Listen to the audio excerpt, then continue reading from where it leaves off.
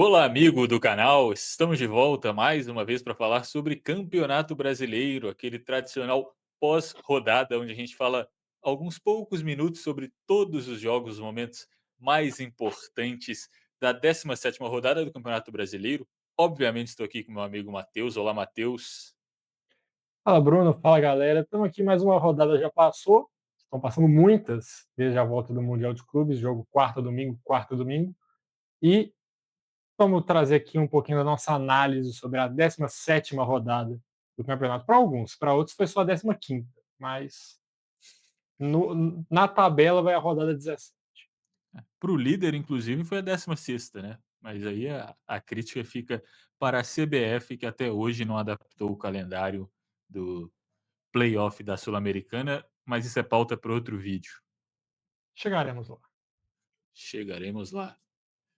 E, para ninguém ficar perdido, a tabela dos, dos jogos, tabela do campeonato e os jogos que aconteceram. Começando com Botafogo e Corinthians, o empate no Newton Santos, 1-1. Só que um resultado ok? Depende para quem, né? O Juventude também é disparada a pior defesa do campeonato. É um time que foi goleado algumas vezes já, para você ter uma ideia, sofreu 32 gols em 15 rodadas. É uma média superior a 2 gols por jogo. A segunda pior defesa é o Sport, que é um time que ainda não ganhou e sofreu 25 gols. Ou seja, o Juventude já sofreu 7 gols a mais na mesma quantidade de partidas. E quando você toma dois gols, tem que fazer três para conseguir ganhar o jogo, né? Isso aí não precisa ser nenhum gênio da matemática para chegar nessa conclusão. E o ataque do Juventude é o segundo pior da competição aí, ó. Gols Pro, essa lista aqui, 10 gols em 15 jogos. Essa conta aí gols, segundo pior ataque, mais pior defesa, normalmente o resultado é segunda divisão. Com certeza é mais um time que está olhando para baixo nesse momento. Apesar de que você for ver os pontos, não está tão distante assim do Vasco, que é o primeiro time que está fora. Mas por atuação, é mais um que briga forte aí para disputar a Série B ano que vem. Exato. E chegando em Flamengo e Atlético, vou só falar que o Rony arrumou a confusão.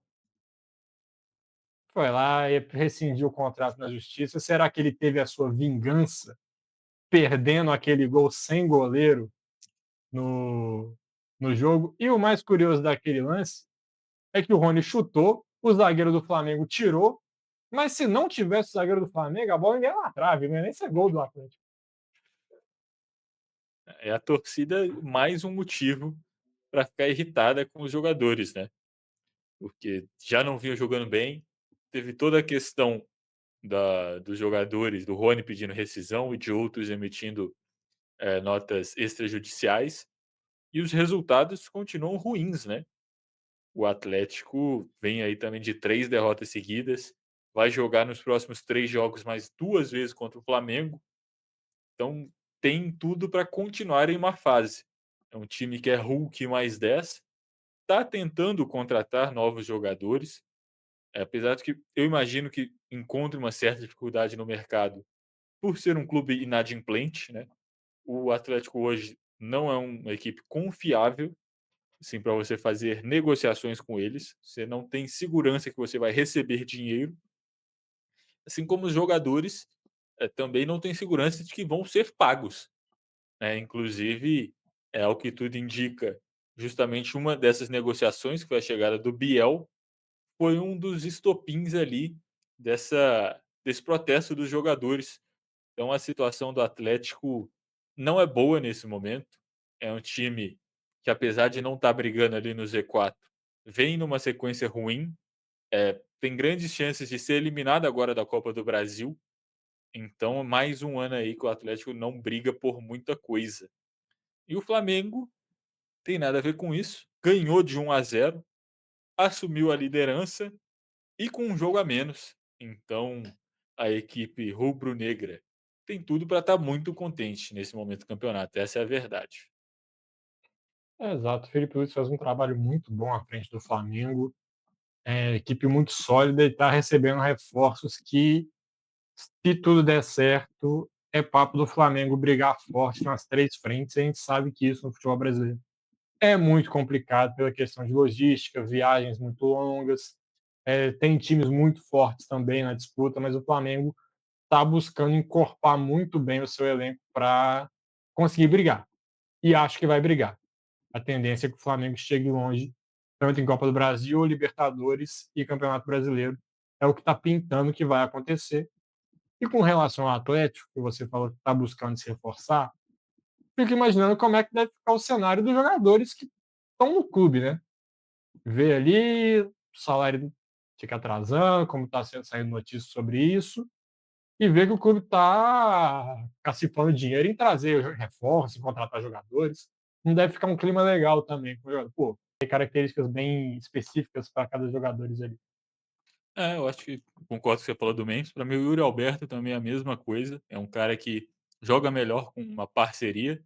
É mais um dos muitos jogadores no futebol brasileiro e mundial que sofrem com o 4-3-3 e o 4-2-3-1 que ficou tão popular. São atacantes de 4-4-2 para mim. O cara que não é nem centroavante nem ponta. É um segundo atacante que precisa de uma dupla. Acho que a gente tem vários Exatamente. aí. Mirassol e Vitória. Mirassol sofrendo com o fato de ser favorito num jogo, será? Porque quando está desafiando os grandes, está conseguindo sair bem. Agora enfrentou um Vitória, um time mais da parte de baixo da tabela. Ficou com um empate, um resultado que no começo do campeonato a gente olhasse poderia até considerar normal, mas pela campanha que o Mirassol vem fazendo pode soar um pouco decepcionante. Só que eu ainda prefiro olhar para com a primeira ótica, né? Resultado que eu acho que faz parte do campeonato, Mirassol e Vitória ali, a gente conta ali. O Mirassol já somou pontos que não esperava no campeonato, talvez para chegar nesse tipo de jogo, onde pudesse contar com 3 pontos. Se tiver um tropeço, não vai ser tão sentido assim. O Mirassol continua bem na tabela, está ali no sétima colocação. O Vitória, vamos descer um pouquinho aqui para ver onde está a situação. Fora da zona de rebaixamento, porém com jogos a mais do que os seus adversários diretos ali. O caso de Vasco, que vem logo atrás, o Santos, o Fortaleza. Então, acho que esse empate acaba sendo pior para o Vitória, mesmo jogando fora de casa, porque é um time que está precisando pontuar. É, o copo meio cheio é que o Vitória mantém essa sequência invicta dele no Brasileirão, né? São 4 jogos aí sem perder.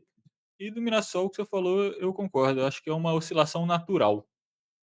O Mirassol é um time que é muito organizado, tem um trabalho de um técnico, Rafael Guarnaes, que é muito bom por trás, mas individualmente não é um grande time, sabe? Não tem um grande investimento.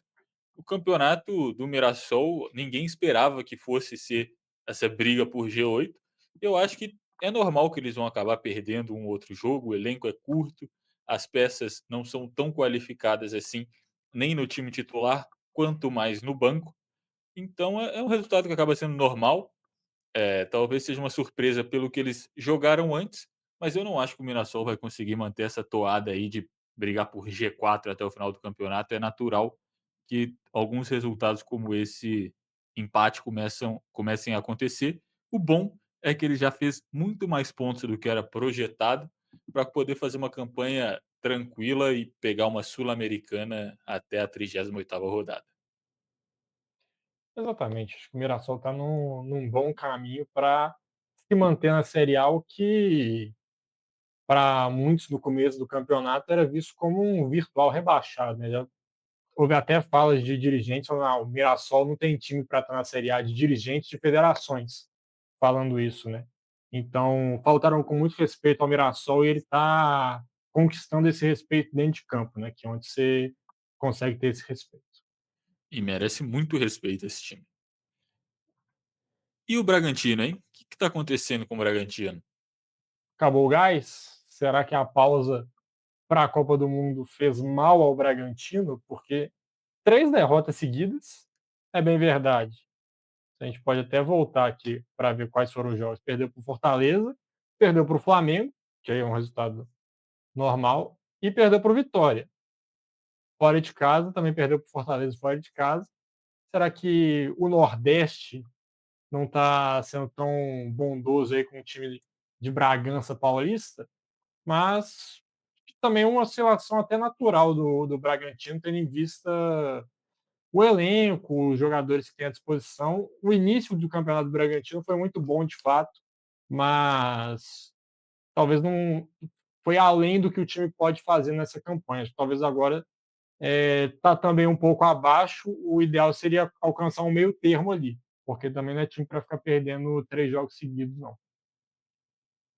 É, eu acho que assim como o Mirassol é um time que todo mundo via, achava que era muito bom o trabalho, né, que o Seabra faz um excelente, esses excelentes 6, 7 meses que ele está lá, mas era um time que todo mundo estava esperando também que em algum momento fosse lá para baixo.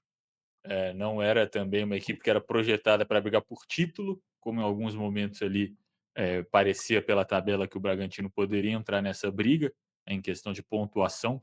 A gente aqui nunca achou que fosse brigar de fato, mas estava ali, estava empatado, estava um ponto atrás. Então é normal que o time oscile para baixo, só não é normal que perca 3 partidas seguidas. É igual você mostrou aí, a sequência não era uma sequência fácil, mas pelo que apresentou até aqui no campeonato, o Bragantino tinha que pelo menos ter ganhado um desses jogos, quem sabe empatar o outro. É um time que manteve uma sequência muito boa contra o Flamengo dentro de casa nos últimos anos, inclusive. Essa que é a derrota mais natural, talvez. É um jogo que o Bragantino não estava acostumado a perder, se a gente for olhar nos últimos anos do Campeonato Brasileiro. Mas também não acho que é um motivo para pânico. O time já somou mais pontos do que era projetado até aqui. É um time que pode brigar, quem sabe, por um G8, mas não era um time para estar tão alto assim no G4 e eu acho que a tendência é que se normalize, igual você falou. Não é para ganhar todas, mas também não vai perder todas. Briga ali no sexta, sétima colocação e tá de bom tamanho para a equipe. Aí o Fortaleza reacende a esperança, né, de conseguir somar pontos, de conseguir sair da zona de rebaixamento.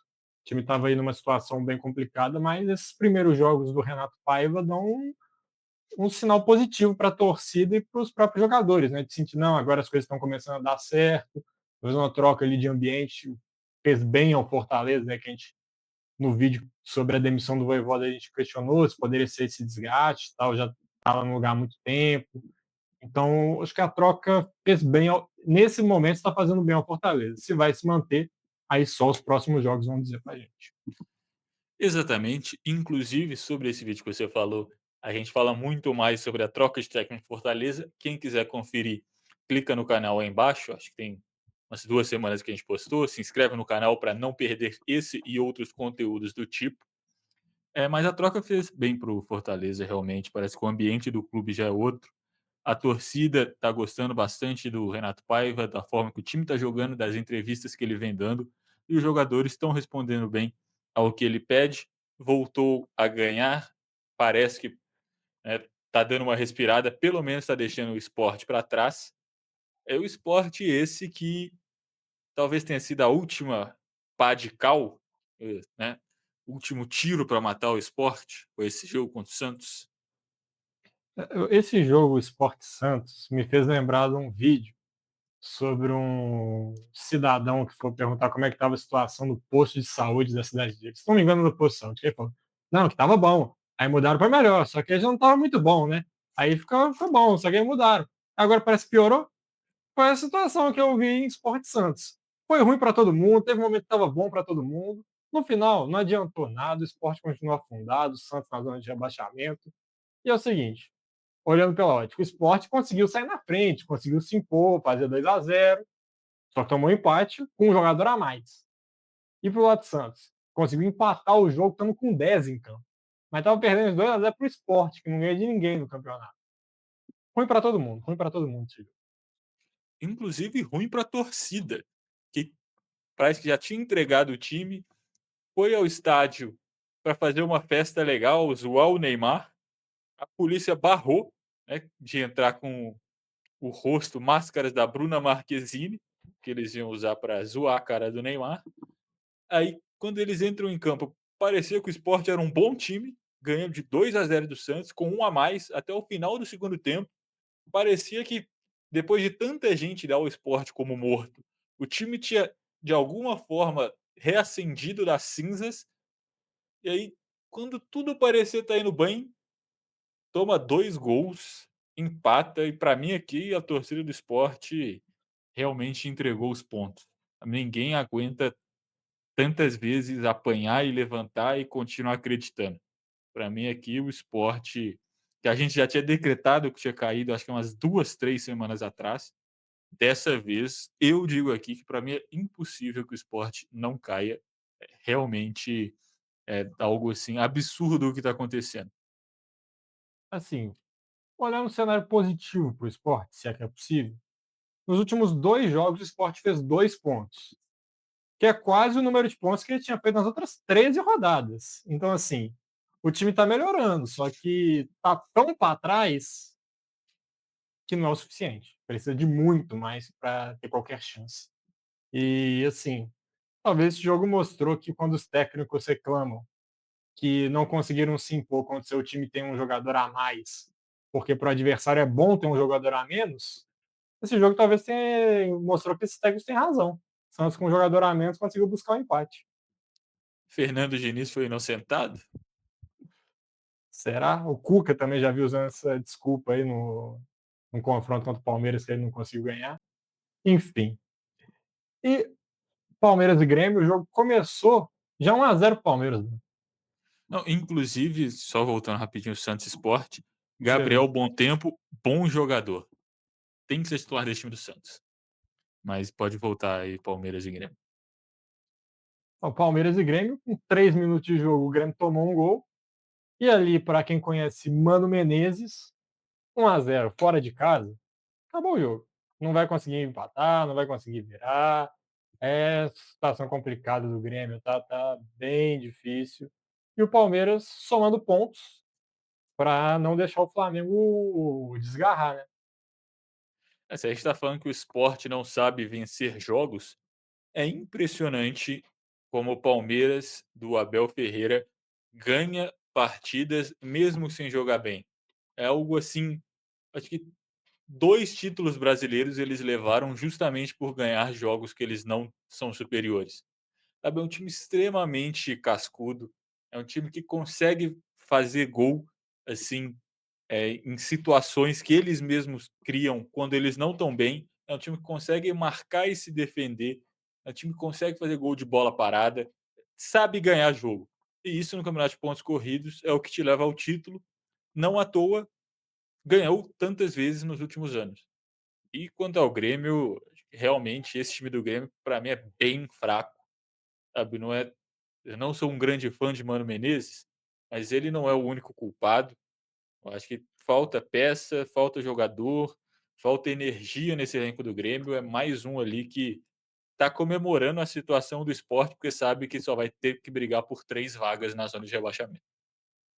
E com relação ao Grêmio, você fala que o elenco é fraco, eu concordo.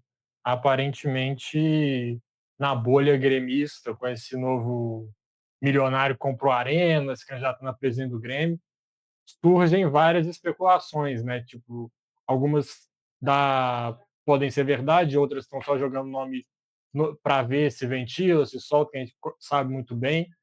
O Cruzeiro passou por isso recentemente com a chegada do Pedro Lourenço, um dono com dinheiro. Era muito jogador sendo especulado aqui, às vezes solta o nome para voltar a ter algum espaço na mídia do jogador, o cara que está mais escanteado no clube.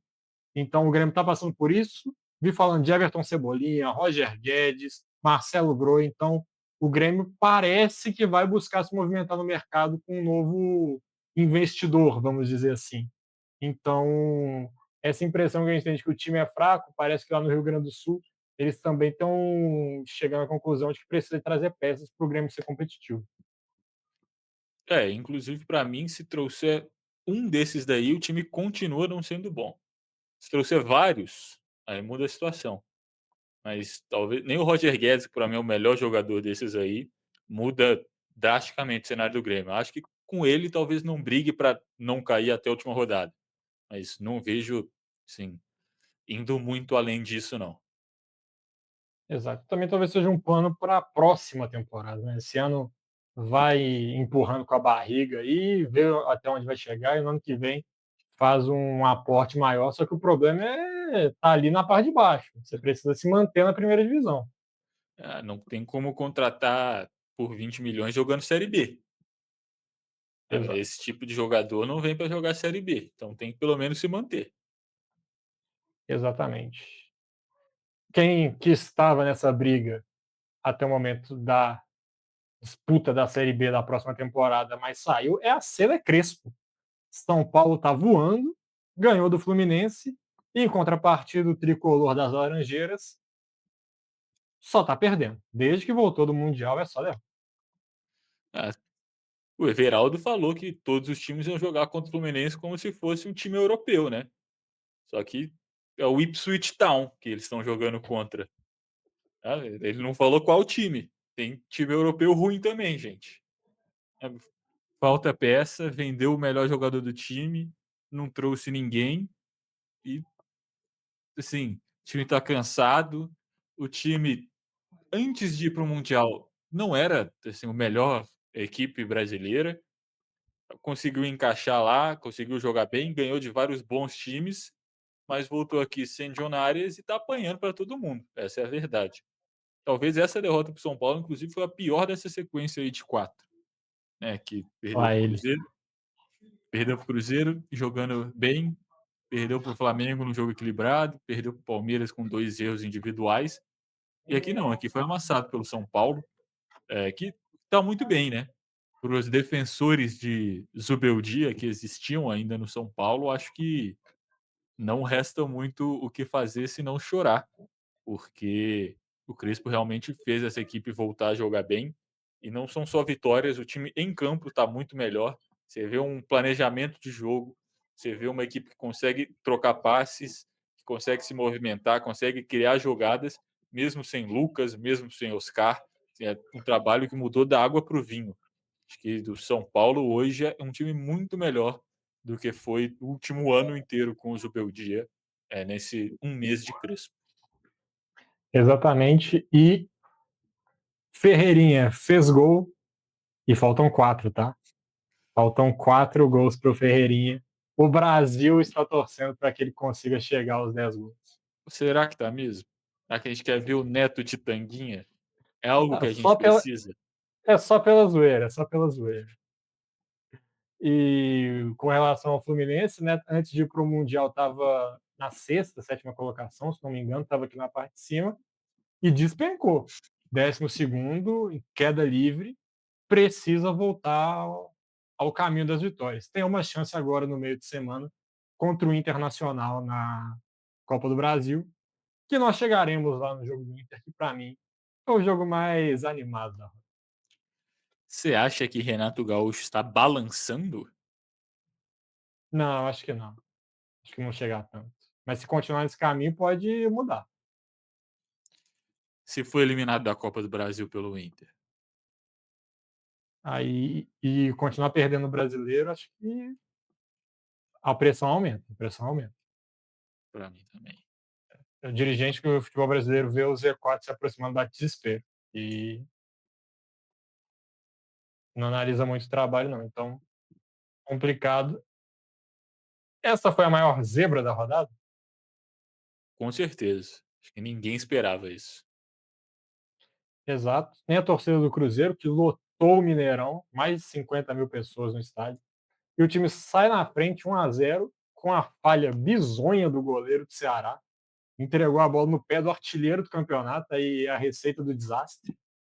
Só que o Cruzeiro foi tendo chances, não foi fazendo gol, até chegou a fazer um gol, num lance muito esquisito, que o Cruzeiro faz o gol e o Rafael Claus, árbitro do jogo, marca mão depois de vantagem, que não foi nem no VAR para ver se teve mão no lance ou não. Então, tipo, se ele viu que deu o toque de mão, já marca a mão. Não espera sair o gol para você marcar a falta. Se, não vi, aí o VAR chamou e ele marcou mão, que para mim realmente pareceu que teve o toque na mão do Wanderson ali no lance mesmo. Só que não, ele esperou a jogada seguir e falou: não, eu vi que foi toque de mão, o gol não valeu, é falta pro Ceará. Então foi meio confuso esse lance. E o Cruzeiro ganha de 1-0, não fez o segundo gol, o Ceará foi se encontrando na partida e conseguiu fazer 2 gols de cabeça com um jogador de 1,71 m, que fica aí a curiosidade, os baixinhos também sabem cabecear. É, eu também, assim, parecia que o roteiro do jogo ia ser o mesmo que vinha acontecendo nas partidas do Cruzeiro, principalmente em casa. Sai na frente do placar rápido, cria assim, umas 2 ou 3 oportunidades de aumentar o placar, com o Eduardo principalmente, teve uma chance depois de uma jogada bonita.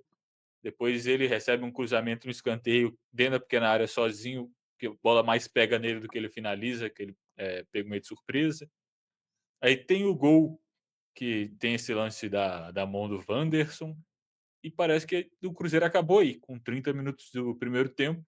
Não sei, talvez a equipe tenha cansado, né? É um time que é muito intenso fisicamente. O Jardim está tendo que rodar as peças. Não é um elenco tão profundo e parece que está começando a cansar. Eh, não sei se os jogadores assim não vão conseguir manter o ritmo até o final. Não sei, talvez a falta do Christian foi muito sentida. Ele que é o motorzinho dessa equipe, é o cara que corre o jogo inteiro. Não é a característica do Eduardo, que é um bom jogador, mas não tem essa mesma intensidade de ficar correndo igual o Christian.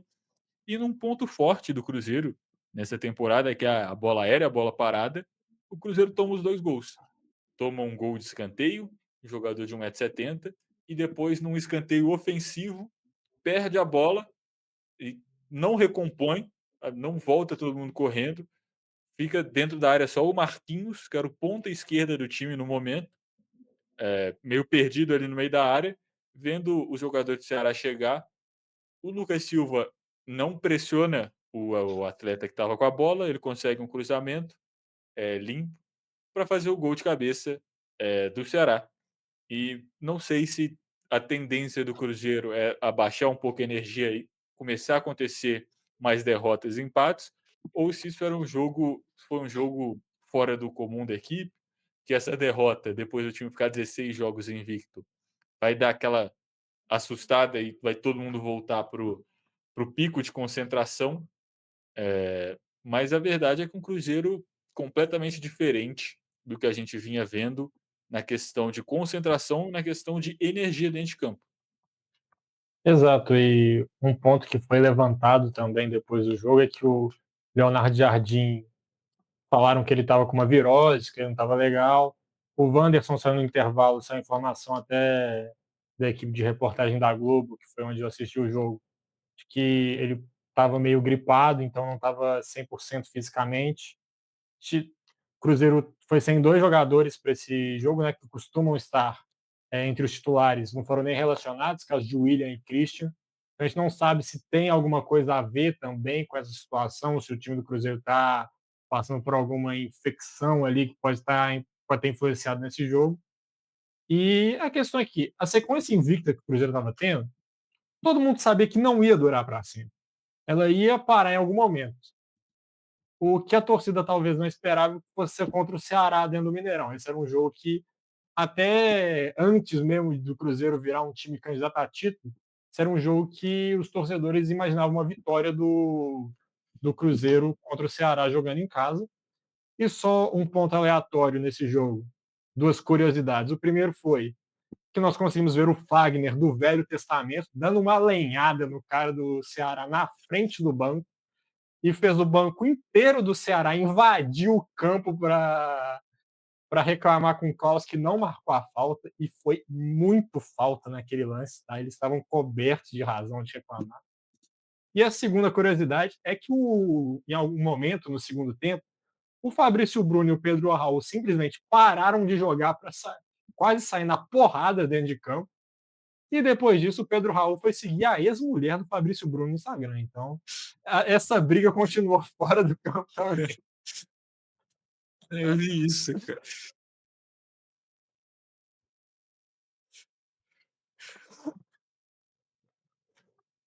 Não faz.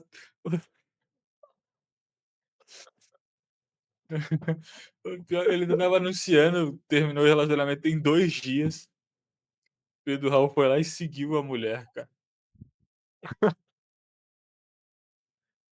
Se é verdade que seguiu, eu não sei. Mas Eu vi no Twitter. Eu Tá no também. Twitter é verdade. Exa Fonte de informação, assim, completamente, certeira, Twitter. Enquanto o Assim Alexandre de Moraes permitiu. assim, o Cruzeiro viu ainda o Flamengo passar na frente, né, acho que uma rodada desastrosa para o time. Jogou mal dentro de casa contra um adversário que é um jogo que tem que ganhar e viu os rivais ali perto todos vencerem. Pode pode ser que o Cruzeiro seja o terceiro colocado nesse momento, a gente não sabe porque o Palmeiras tem jogo a menos, mas é um dia duro para o torcedor cruzeirense. Tipo de jogo que Exato, se você quer ser campeão, você não pode perder. exato. Também talvez um choque de realidade, porque mesmo na boa fase o Leonardo Jardim estava sempre argumentando de que o foco era a classificação para a Libertadores, de que não viu o time como um dos principais candidatos ao título. Talvez esse jogo ilustre por que, que ele estava pensando dessa forma também, né? São jogos que a gente fala aqui que times campeões costumam vencer e tem que vencer, né? Com certeza. É um tipo de jogo, assim, que o Palmeiras vence, sabe. Esse é o tipo de jogo que o Palmeiras ganha. Mas falando de Inter e Vasco, Matheus, acho que não tem como falar desse jogo sem comentar do lance da expulsão do Léo Jardim, que foi expulso por cera, né. Caiu no gramado sentindo dores, já tinha um cartão amarelo, também por cera, se eu não me engano, e o juiz chegou lá, o Léo Jardim falou que estava sentindo dor, o juiz falou: "Você não está sentindo dor. Toma aqui o segundo amarelo, você está expulso." E depois o time tomou o empate. O Vasco estava ganhando até esse momento. Então, torcedor vascaíno não está muito contente com a arbitragem. Exato, e gostaria de pedir até licença aqui para eu poder fazer um comentário um pouco mais longo, porque para mim essa situação escancara um dos maiores cânceres que o futebol da América do Sul tem, que é essa questão da cera, essa questão de goleiro cair no chão o tempo todo, de levar, às vezes, minuto para bater tiro de meta. E a bem da verdade, vou usar um termo forte aqui, é que a arbitragem aqui, em 99% dos casos, fica de 4 para o goleiro que faz cera. É impressionante, porque assim, vamos pegar um cenário aqui. O River está na semifinal da Libertadores contra um time brasileiro, primeiro jogo no Monumental de Nunes, e ganha de 2-0. No jogo da volta, o juiz apitou o começo do jogo, o goleiro vai cair no chão. Já vai estar pedindo atendimento, já vai estar falando que está sentindo dor. 50 segundos, 1 minuto para bater tiro de meta. E o jogo vai assim, eles vão picotando o jogo, vão picotando o jogo.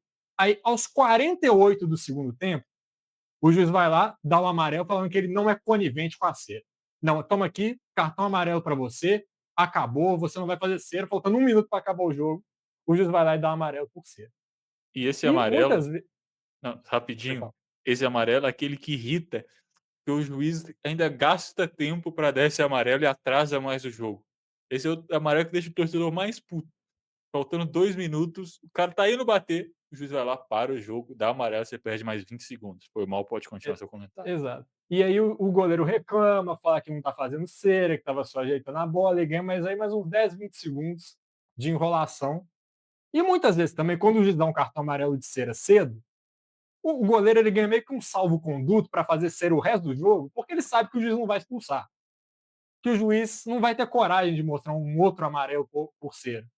Então, se o árbitro da partida achou que o Léo Jardim estava fazendo cera, e ele já tinha amarelo, ele fez certo em expulsar. Mas eu também entendo a reclamação do torcedor do Vasco, porque isso só aconteceu com o Vasco.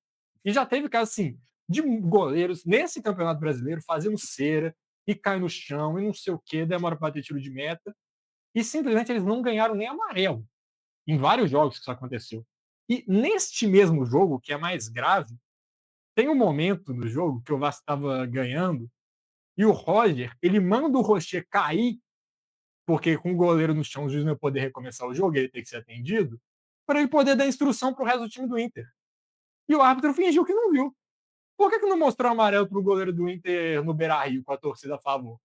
Só mostrou cartão amarelo para o Léo Jardim, por quê? Que estava fora de casa, não tinha tanto torcedor do Vasco assim, que a distância é muito grande, né? Sabe que viagens no Brasil são complicadas, são caras, ainda todo mundo consegue ir. Então, assim, ficou feio pro árbitro que tomou uma atitude até correta, mas não teve critério dentro do mesmo jogo e não tem critério nem dentro da competição. Eu sou super a favor de criar uma regra rigorosa para punir a cera. Se fala o seguinte: jogador de linha, normalmente, quando ele cai no chão, ele vai, cai no chão, tenta voltar, cai a segunda vez, ele já fica com aquela cara assim, já para sinal que não vai dar, para pedir substituição, e ele acaba tendo que sair do jogo. A maioria dos casos é assim. Se com um goleiro for assim, ó, é a segunda vez que você caiu, você é obrigado a sair do jogo. Você é obrigado a ser substituído. Porque você não está com condição de ficar em pé. Então você não pode jogar. Então, se tiver uma regra assim, acho que já coibiria muito essa questão de goleiro ficar caindo o tempo todo, assim. Só que é muito complicado também. E essa na série me irrita demais. Me irrita profundamente o goleiro que faceira. Que é sacanagem com o torcedor que está vendo o jogo, com todo mundo. Quer ver um bom espetáculo, o cara simplesmente não deixa o jogo rolar. Eu concordo com a sua indignação, concordo que o árbitro, fez certo em dar o cartão pela cera, é uma coisa que tem que acontecer, o problema é que isso acontece toda a rodada e o único que perdeu um jogador por causa disso foi o Vasco. O problema não foi o juiz dar o cartão amarelo e vermelho nesse lance. O problema foi não ter dado nas outras 500 vezes que isso aconteceu durante o campeonato inteiro, na própria partida também, igual você falou. Se isso acontecesse todo jogo, eu acho que o torcedor do Vasco estaria menos irritado, apesar de que ainda estaria muito bravo com essa situação toda. E no final das contas, é mais uma vez o que a gente falou, o Vasco, que é uma equipe que não é muito boa, tem uma oportunidade de ganhar um jogo e, de novo, não ganha, sabe. É o tipo de jogo que uma equipe que briga para não cair não pode sair sem os 3 pontos. O time, quando ele não é bom, ele tem que aproveitar as boas atuações para somar ponto, porque isso não vai acontecer sempre. Daqui a pouco o Vasco vai jogar mal e vai perder. Quando você joga bem, você tem que ganhar. O problema é que quando o time não é bom, quando ele joga bem, ele tem mais dificuldade de ganhar, porque o time não é bom, sabe. Então é uma situação ali que o Vasco se colocou que não precisava estar. Poderia estar com 2 pontos a mais, empatado ali com Vitória e Grêmio, e não empatado com o Santos, na beira ali do Z4. Sobre a situação ali do goleiro, eu concordo com você, eu acho que isso é um saco, mas é meio difícil também, porque a questão da dor, né, como é que você sabe se o cara tá ou não com dor? O Léo Jardim fala: "Eu estou sentindo dor". Como é que o juiz vai olhar para ele e falar: "Não, você não está", sabe? A questão, assim, talvez igual você falou, se o cara cai 3 vezes, ele tem que ser substituído. Se o goleiro pede atendimento 3 vezes, ele tem que sair. Porque realmente não tem como você ter o jogo sem o goleiro, igual acontece com o jogador de linha, se precisa de atendimento, você tira ele do campo, sem o goleiro não tem como fazer isso. Então, talvez alguma regra, se pediu atendimento 2 ou 3 vezes, tem que ser substituído, eu acho que ajudaria nessa situação. E com relação a esse caso específico, o Vasco divulgou que o Léo Jardim teve lesão e vamos ver se a veracidade disso aí, que o Vasco está na Copa do Brasil, vai jogar no meio de semana, e se o Léo Jardim não jogar, as chances do Vasco de pensar em classificação são bem reduzidas. Ele é um dos principais goleiros do futebol brasileiro hoje, está ali acho que no top 5, no top 10 do, do Brasil, na posição dele. Então, será que ele vai ficar fora desse jogo? Vai ficar fora de algumas rodadas? A gente vai ver se faltou bom senso pro árbitro nesse lance, de realmente não estava machucado, tá? Sim. Ou se foi só uma tentativa do Vasco de mostrar, olha só como o árbitro foi injusto com a gente também e tal. Então, ficar de olho nessa questão. E com relação ao figura aí que expulsou o Léo Jardim, Flávio Rodrigues de Souza, o nome do árbitro, vamos ver se ele vai manter o critério, né? Se vai continuar expulsando o goleiro por ser ao longo do campeonato. E em especial times que jogam dentro de casa, que estão ganhando o jogo, que o goleiro está lá matando tempo, porque são cenários bem diferentes, né? Se você expulsa um goleiro do time mandante por cera, aí a torcida vai ficar bem injuriada com você. Vamos ver se ele vai ter coragem de peitar o critério que ele usou nesse jogo. Exatamente. A questão é que na próxima rodada acontece algum outro erro de arbitragem e todo mundo esquece dessa situação. Então, Vamos ver. E o Bahia aprendeu a fazer gol, hein? 3-0, um time que estava com dificuldade de marcar. É, o Bahia aí, Juventude Será que isso diz mais afundado sobre o na zona de Bahia ou o rebaixamento também. Juventude? Sobre os dois, porque o Bahia vem fazendo uma belíssima campanha no Campeonato Brasileiro, quarto colocado, voltou ao G4, e o Juventude, ao mesmo tempo, está a passos largos para voltar à Série B, se seguir nesse caminho. Só não está com a perna maior que a do esporte, aí que aí tem 5 quilômetros de perna o time do esporte com uma Série B. Tá uma coisa impressionante. Mas assim, o Bahia é um time muito sólido ali, com estabilidade para o Rogério Ceni, ele tem a total autonomia sobre o grupo e parece que nesse jogo encaixou. A questão é ver se com os outros adversários vai continuar tendo essa boa fase. É, o time do Bahia é um time muito bom. Nas últimas partidas criou várias chances de gol, mas não estava conseguindo fazer. Dessa vez fez e teve uma vitória tranquila contra o Juventude. Mas o que eu falei lá, se isso diz mais sobre o Bahia ou sobre o Juventude também é disparada a pior defesa do campeonato. É um time que foi goleado algumas vezes já, para você ter uma ideia, sofreu 32 gols em 15 rodadas. É uma média superior a 2 gols por jogo. A segunda pior defesa é o Sport, que é um time que ainda não ganhou e sofreu 25 gols. Ou seja, o Juventude já sofreu 7 gols a mais na mesma quantidade de partidas. É, e quando você toma 2 gols, você tem que fazer 3 para conseguir ganhar o jogo, né? Isso aí não precisa ser nenhum gênio da matemática para chegar nessa conclusão. E o ataque do Juventude é o segundo pior da competição aí, ó. Gols Pro, essa lista aqui, 10 gols em 15 jogos. Essa conta aí é gols, segundo pior ataque, mais pior defesa, normalmente o resultado é segunda divisão. Com certeza é mais um time que está olhando para baixo nesse momento. Apesar de que você for ver os pontos, não está tão distante assim do Vasco, que é o primeiro time que está fora. Mas por atuação, é mais um que briga forte aí para disputar a Série B ano que vem. Exato. E chegando em Flamengo e Atlético, vou só falar que o Rony arrumou a confusão.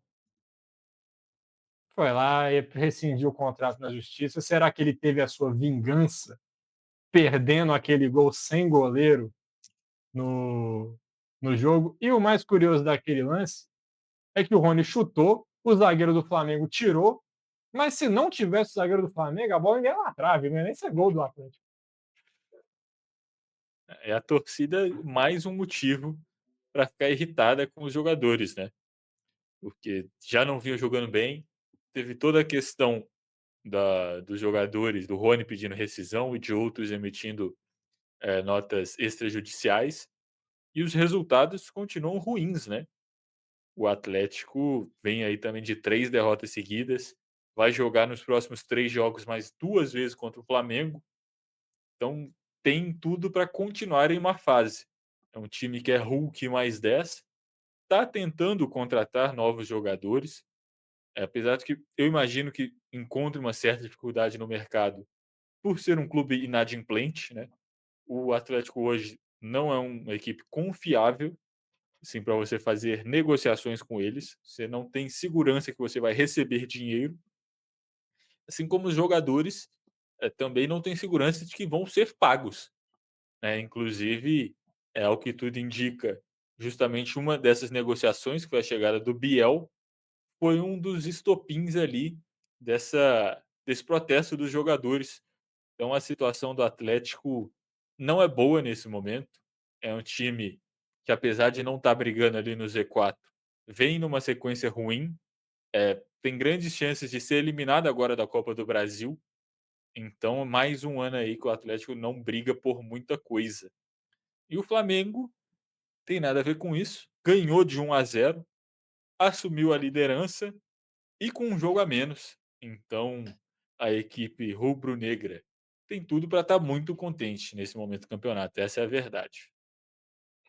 Exato, o Felipe Luiz faz um trabalho muito bom à frente do Flamengo, equipe muito sólida e está recebendo reforços que, se tudo der certo, é papo do Flamengo brigar forte nas 3 frentes, e a gente sabe que isso no futebol brasileiro é muito complicado pela questão de logística, viagens muito longas, tem times muito fortes também na disputa, mas o Flamengo está buscando encorpar muito bem o seu elenco para conseguir brigar. E acho que vai brigar. A tendência é que o Flamengo chegue longe, tanto em Copa do Brasil, Libertadores e Campeonato Brasileiro. É o que está pintando que vai acontecer. E com relação ao Atlético, que você falou que está buscando se reforçar, fico imaginando como é que deve ficar o cenário dos jogadores que estão no clube, né? Ver ali o salário fica atrasando, como está saindo notícias sobre isso, e ver que o clube está cacifando dinheiro em trazer reforços, em contratar jogadores. Não deve ficar um clima legal também. Pô, tá faltando comigo, mas tá indo atrás de jogador, tá querendo trazer mais gente? Por que você não acerta comigo primeiro em vez de buscar reforço? Então, situação chata, complicada, mais um pepino aí pro Atlético resolver.